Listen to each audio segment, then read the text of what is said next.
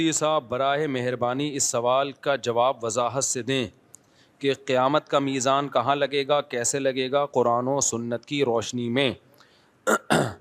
دیکھو برزخ کی جو باتیں ہیں نا یا قیامت کی جو باتیں ہیں، چونکہ وہ یہ دنیا نہیں ہوگی تو اس کی پوری کیفیت ہمیں نہ بتائی ہے نہ ہمیں سمجھ میں آ سکتی ہے، اس لیے اس کی پوری کیفیت کو جاننے کی کوشش کرنا ایک فضول حرکت ہے۔ اب مثال کے طور پر جہنم کے اوپر جو پل ہوگا وہ بال سے زیادہ باریک ہوگا، تلوار سے زیادہ تیز ہوگا۔ وہ پل کیا ہے؟ وہی صراط مستقیم ہے جس پر آپ دنیا میں چلے ہو۔ اللہ اسی کو ایک صورت اور شکل دے کے پل پہ قائم کر دیں گے، پل بنا دیں گے۔ تو کیا اس کی مثال دی جا سکتی ہے دنیا میں؟ ظاہر ہے نہیں دی جا سکتی۔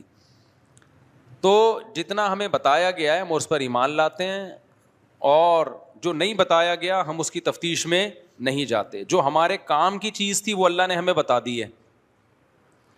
اس کی مثال ایسے ہے جیسے مشرکین نے پوچھا روح کیا چیز ہے؟ روح جو ہماری باڈی میں روح ہوتی ہے نا، جس کی وجہ سے ہم زندہ ہوتے ہیں، تو اللہ نے فرمایا قل الروح من امر ربی، اللہ کا ایک حکم ہے۔ اب یہ پورا ایکسپلین تھوڑی کیا اللہ تعالیٰ نے، اور اب سوال پیدا ہوتا ہے اللہ تو نے ہمیں پورا ایکسپلین تو کیا نہیں کہ روح کیا چیز ہوتی ہے، تو نے تو کہہ دیا میرا حکم ہے بس۔ آگے اللہ نے اس کا جواب دیا ہے، روح کا جواب پورا نہیں دیا، اس کا جواب دیا کہ میں نے پورا جواب کیوں نہیں دیا، ٹھیک ہے نا؟ اس اشکال کا اللہ نے جواب دیا وما اوتیتم من العلم الا قلیلا، اللہ کہتے ہیں ہم نے تمہیں علم بہت تھوڑا دیا ہے، علم ہے تمہارے پاس لیکن اتنا نہیں ہے جتنا تم سمجھ رہے ہو۔ تو جتنی تمہاری کیپیسٹی ہے دماغ کی، اس کیپیسٹی کے حساب سے اتنا جواب کافی ہے کہ روح اللہ کا ایک حکم ہے۔ جب وہ باڈی میں ہوتا ہے تو ہم زندہ ہوتے ہیں، باڈی سے نکلتا ہے تو ہم مر جاتے ہیں۔ اور عجیب بات ہے میڈیکل سائنس نے اتنی ترقی کر لی، اب تک وہ بھی روح کو یعنی زندگی اور حیات کو ایکسپلین نہیں کر سکی ہے۔ پتہ ہے آپ کو یہ بات؟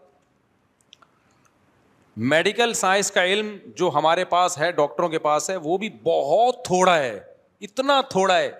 یہ جو جینز کا علم ہے نا، جین جس میں ڈاکٹر گھسے ہوئے اندر، ایک جینیٹک سائنس کے ڈاکٹر نے مجھے بتایا آسٹریلیا میں کہ اس میں 2% کا تو ہمیں پتا چلا ہے، وہ بھی 100% نہیں، 98% کا تو کخ بھی پتا نہیں ہے۔ نہیں آئی میرا خیال ہے بات؟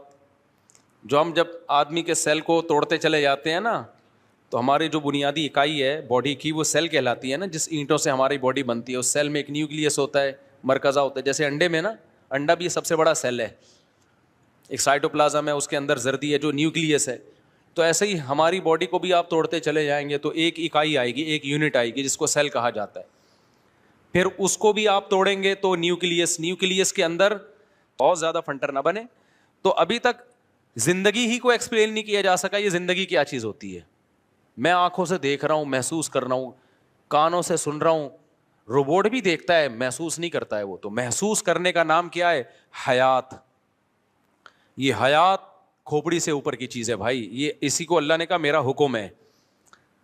وَإِذَا سَوَّيْتُهُ وَنَفَخْتُ فِيهِ مِن رُوحِي، اللہ نے آدم کا پتلا بنایا، اللہ کہتے ہیں میں نے کہا میں نے اپنی روح پھونک دی، زندہ ہو گئے۔ یار مجھے ایک بات بتاؤ، جب انسان مرتا ہے تو پوری باڈی تو ویسے ہی ہوتی ہے، سب کچھ وہی پارٹس بنے ہوئے، تو ہل کیوں نہیں رہا ہے؟ آپ کہہ سکتے چونکہ دل نہیں حرکت کر رہا تو دل حرکت کرا دو اس کا۔ ماں کے پیٹ میں کیسے دل حرکت کرنا شروع کرتا ہے بھائی؟ فرسٹ ٹائم کسی کی سمجھ میں نہیں آتا۔ یہ ڈاکٹر کہتے ہیں کہ میں نے ڈاکٹروں سے پوچھا ہے، ہوائی باتیں نہیں کر رہا، کہ